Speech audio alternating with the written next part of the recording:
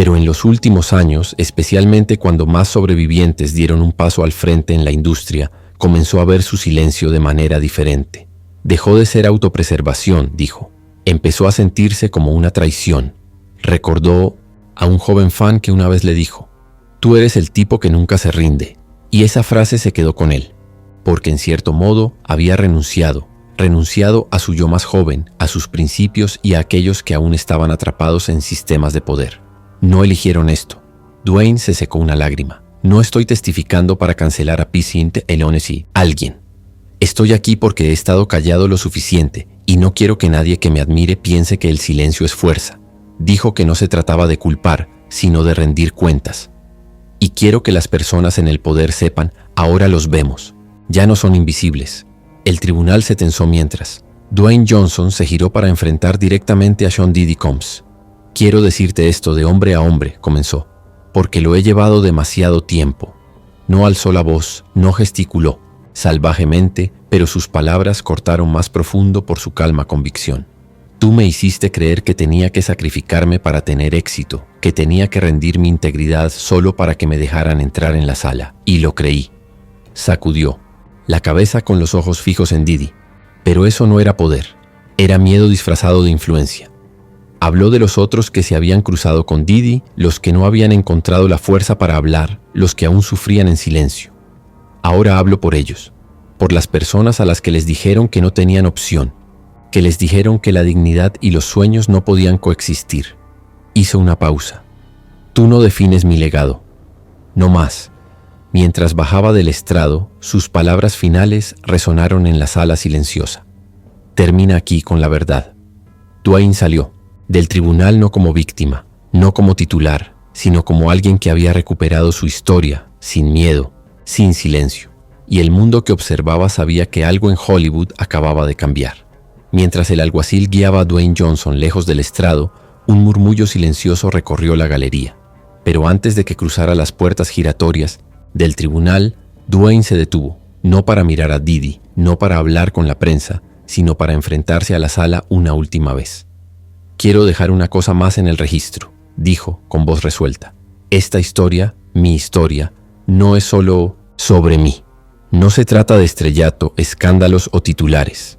Se trata de las personas que nunca llegan a sentarse en esta silla, las que no sobrevivieron lo suficiente para hablar, las que aún están atrapadas detrás de la cortina, aterrorizadas de que nadie les crea». Se giró ligeramente, dirigiéndose no solo al jurado, no solo al juez, sino a la misma cultura que permitió el silencio durante tanto tiempo. Durante décadas, Hollywood se ha construido sobre una mentira, sobre el mito de que el poder justifica el abuso, de que el éxito viene con un precio que no podemos cuestionar.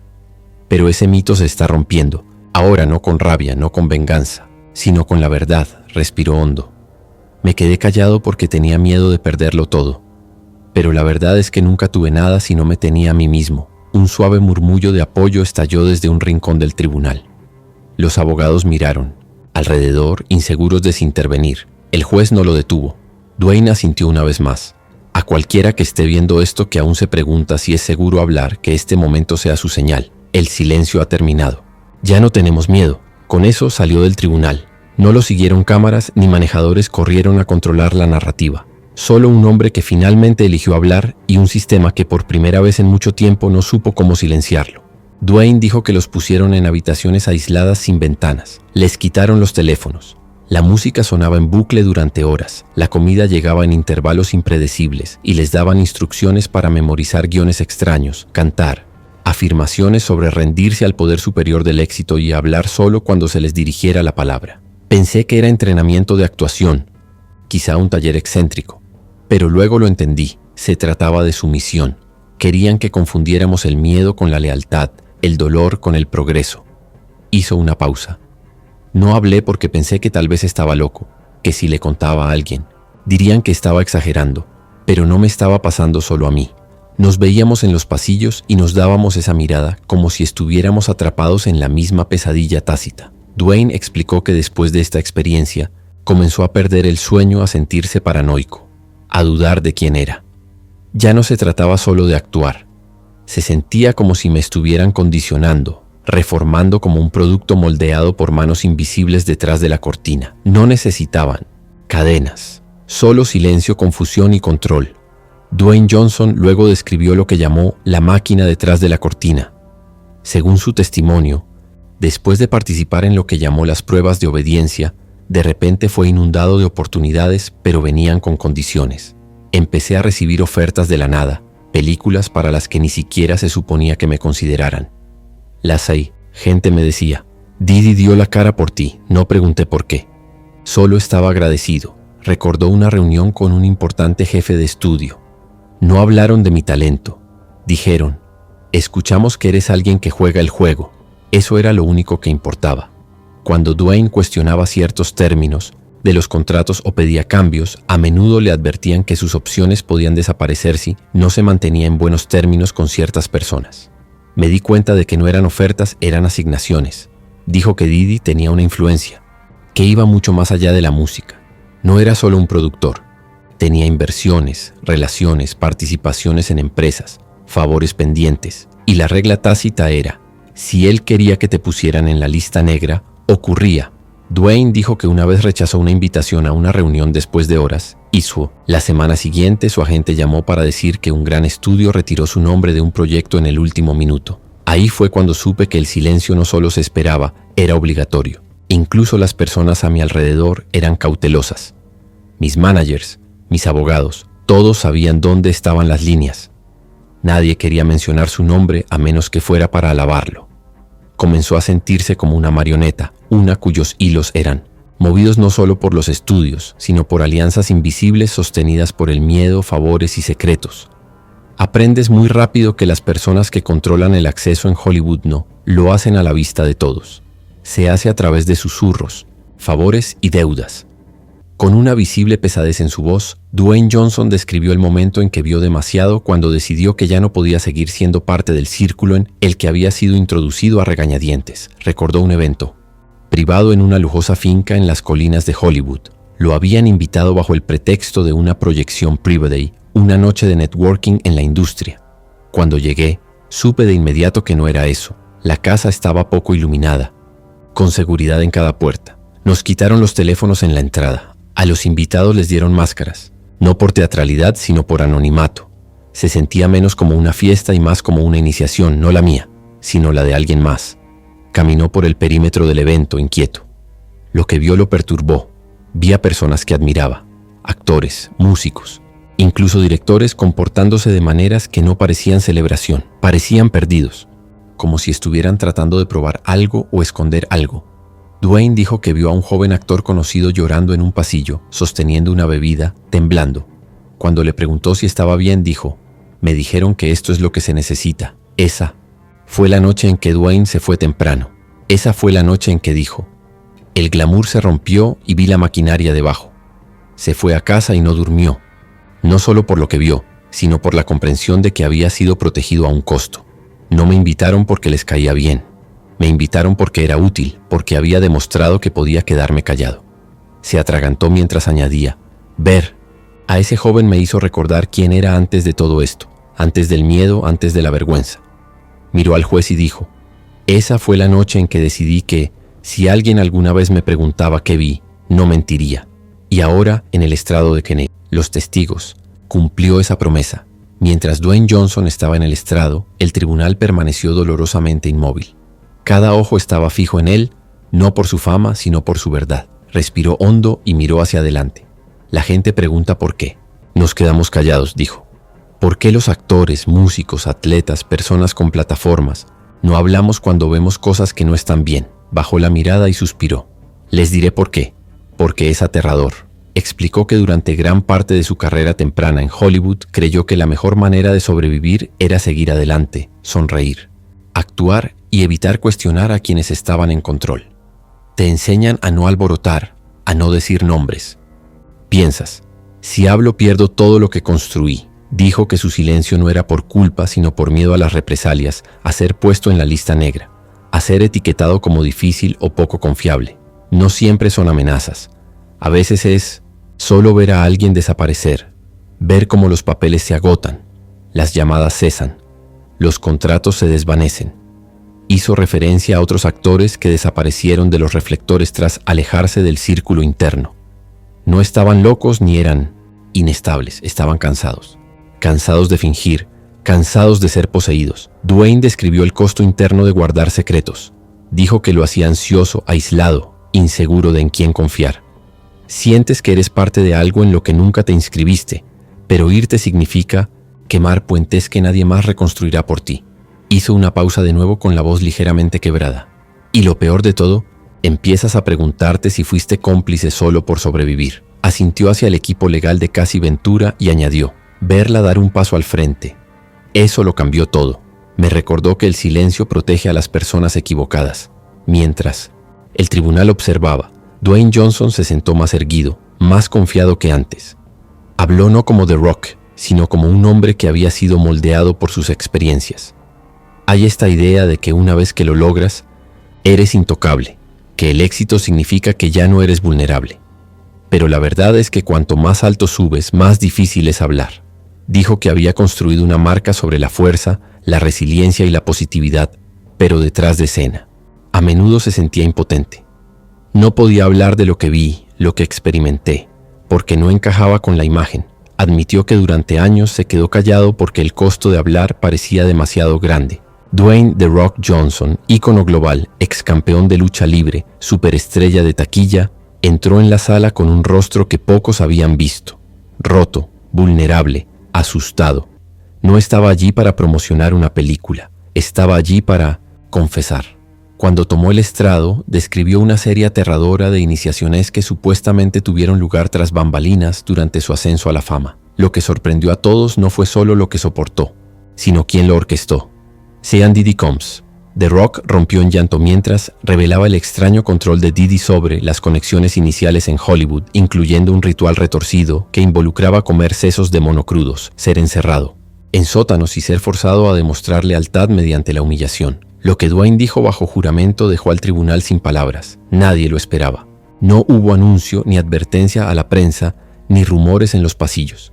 El tribunal ya había sido sacudido por los testimonios de estrellas como Monique, Denzel Washington y Jamie Foxx. Pero cuando se abrió la puerta lateral y Dwayne "The Rock" Johnson entró, la sala no solo se congeló, se rompió. Desapareció la figura sonriente, confiada y motivadora conocida por millones. Este no era el hombre que respondía en las alfombras rojazo que animaba a los fans en los estadios de lucha libre. El hombre que entraba ahora parecía atormentado, cansado, vacío. Su característica ceja fruncida no por bravuconería, sino por un dolor emocional. No llevaba papeles, ni notas, solo el peso de algo que nunca había dicho en voz alta, incluso Diddy. Sentado junto a su equipo de defensa, se giró y pareció tensarse. Sus abogados susurraron rápidamente, visiblemente desconcertados. Mientras tanto, los fiscales intercambiaron miradas. Habían mantenido este nombre en secreto por una razón, porque este momento iba a cambiarlo todo. Cuando Dwayne tomó el estrado, dudó en sentarse. Puso ambas manos en la barandilla y miró al juez. ¿Puedo decir algo antes de que comencemos? El juez asintió. Se enfrentó a la galería, luego al jurado, luego a Diddy. No quiero estar aquí, pero tengo que estarlo. He vivido con algo que me ha estado carcomiendo durante casi 20 años. Y la verdad es que aún tengo miedo. Pero tengo más miedo de lo que pasa si me quedo callado. El tribunal quedó en silencio. Dwayne prestó juramento y finalmente se sentó. Su voz era baja y grave, no por teatralidad, sino por una emoción apenas contenida. Todos me conocen como The Rock, el tipo que nunca se quiebra. Pero estoy a punto de quebrarme ahora, y necesito que todos en esta sala entiendan que lo que voy a decir no es solo sobre Sean Combs, es sobre cómo se salió con la suya durante tanto tiempo. Sus labios temblaron mientras lo decía. Fui uno de ellos, uno de los que pensó que seguir el juego significaba sobrevivir. Seguí el juego y pagué un precio que nadie vio nunca, y con eso la sala, el juicio, toda la conversación cultural cambió, porque Dwayne Johnson estaba a punto de describir una iniciación en Hollywood tan extraña, tan humillante, que perseguiría los titulares durante años. El tribunal se inclinó hacia adelante mientras Dwayne Johnson comenzaba a describir sus primeros encuentros con Diddy. Fue en 2001. Estaba pasando de la lucha libre al cine. Scorpion King acababa de estrenarse. Y yo estaba hambriento, ambicioso pero ingenuo. Dijo que Diddy apareció como un ángel guardián, un conector, alguien con el poder de abrir todas las puertas en Hollywood. No lo cuestioné cuando dijo, hablemos fuera de registro. Pensé, que era solo negocios. Dwayne detalló cómo Didi lo invitó a noches de la industria, reuniones privadas exclusivas organizadas en sus mansiones en Los Ángeles y Miami. No eran fiestas salvajes, al principio era tranquilo. Champán, apretones. De manos productores, gente de los estudios, directores de casting. Todos decían, Didi es el hombre, pero con el tiempo la energía cambió. Dejó de sentirse como networking y empezó a sentirse como una prueba. Dwayne dijo que Didi decía cosas como, ¿estás dispuesto a alcanzar la grandeza? ¿Sangrarías? ¿Por ella? Me reía, pero su rostro no se movía. Luego vinieron los favores. Didi le pedía a Dwayne que apareciera en fiestas a horas extrañas. Una vez le dijo que llegara a una casa en Bel Air a las 2 de la mañana. Dijo que ahí es cuando se toman las decisiones reales. Johnson llegó y fue el único allí durante más de una hora, hasta que un grupo de invitados silenciosos llegó con trajes negros. No se permitía conversación. Era como un culto esperando a su líder. Cuando Didi entró, supuestamente bajó las luces y reprodujo un audio a través de altavoces ocultos. La voz de Didi en bucle preguntando, ¿eres digno? ¿Estás listo? ¿Comerías lo que te doy? Pensé que era arte, dijo Dwayne al tribunal. Algo creativo, motivacional, pero retorcido. Me repetía a mí mismo. Es solo el mundo del espectáculo. Esta gente es excéntrica. Pero en el fondo, mi instinto gritaba que algo estaba mal. Luego vino la primera prueba. Didi le pidió a Dwayne que se reuniera con él a solas en un lugar no revelado fuera de Los Ángeles. Quise decir que no, pero mi publicista dijo, esta podría ser la reunión que cambie tu vida. Dwayne miró directamente al jurado. Resulta que tenía razón. Cambió todo, pero no como pensé. El momento en que Dwayne Johnson pronunció las palabras sesos de mono, la energía del tribunal pasó de atónita a horrorizada. Hizo una larga pausa antes de hablar. Esta es la parte que nunca he dicho, en voz alta. Ni a mi esposa, ni a mis amigos, ni siquiera a mi terapeuta. Describió cómo lo llevaron con los ojos vendados a una residencia privada en las afueras de Los Ángeles. Le pregunté al conductor dónde estábamos. No respondió, solo subió el volumen de la música. Cuando llegó, fue escoltado por 2 hombres a una habitación oscura, iluminada por velas, con las paredes cubiertas de tela negra. La única luz provenía de faroles a nivel del suelo que brillaban en rojo. Sentados, alrededor de una mesa baja, estaban 5 hombres en traje, todos en silencio. Y al frente de la mesa, Didi, riendo tranquilo, sosteniendo un cáliz de cristal lleno de algo que Dwayne dijo que parecía aceite. Luego llegó la bandeja. Fue traída por un hombre con una túnica blanca. No lo anunciaron, solo la colocaron frente a mí y la destaparon. Era una placa de acero. En ella había trozos de sesos de mono crudos, aún humeantes, sin condimentos, solo tejido, húmedo, tembloroso. Dwayne bajó la mirada con la voz quebrada. Didi dijo, todos los que han triunfado lo han hecho. Todos los que no lo hicieron, desaparecieron. Luego les dijo a los hombres que me miraran. Dijo, que sienta la presión. Intentó salir, pero la puerta estaba cerrada. Pregunté si era una broma, un ritual. Incluso intenté reírme, pero nadie se rió conmigo. Entonces Didi le entregó una cuchara. Se acercó y dijo, Hollywood no se trata de talento, se trata de obediencia. En este punto, Dwayne comenzó a llorar en el estrado. Estaba asustado, estaba humillado y estaba solo. Con manos temblorosas levantó la cuchara a su boca y mordió.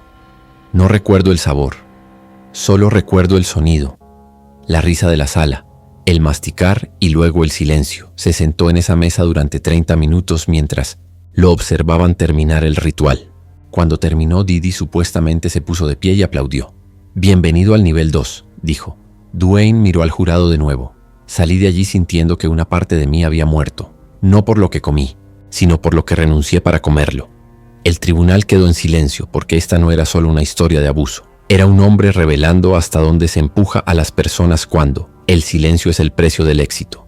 La voz de Dwayne Johnson se volvió más firme mientras explicaba lo que vino después del inquietante ritual. Describió lo que ahora reconocía como un condicionamiento psicológico, destinado no solo a humillarlo, sino a despojarlo de su autonomía y reconstruirlo en alguien, dependiente de la aprobación de quienes estaban en control. Empezaron a tratarme de manera diferente, no mejor, solo como si ahora fuera uno de ellos, pero al mismo tiempo necesitaban probar que me quedaría callado, que obedecería. Recordó haber sido invitado a lo que pensó que era un retiro de negocios en una finca aislada en el desierto, pero cuando llegó, No encontró agentes ni ejecutivos de estudios, solo un puñado de otros artistas, algunos al inicio de sus carreras, otros ya destacados, todos visiblemente incómodos.